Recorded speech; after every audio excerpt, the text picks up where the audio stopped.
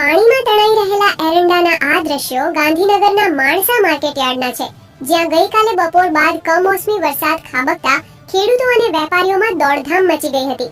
માણસા માર્કેટયાર્ડમાં ખુલ્લામાં રાખેલો એરંડાનો જથ્થો વરસાદી પાણીમાં તણાતા વેપારીઓને મોટું નુકસાન વેઠવાનો વારો આવ્યો હતો. ગઈકાલે હવામાન વિભાગની આગાહી વચ્ચે માણસામાં ખાબકેલા કમોસમી વરસાદે માર્કેટયાર્ડની વ્યવસ્થાની પોલ ખોલી નાખી હતી. માર્કેટયાર્ડમાં વેપારીઓ દ્વારા ખરીદવામાં આવેલો એરંડાનો મોટો જથ્થો દુકાનોની બહાર ખુલ્લામાં રાખવામાં આવ્યો હતો.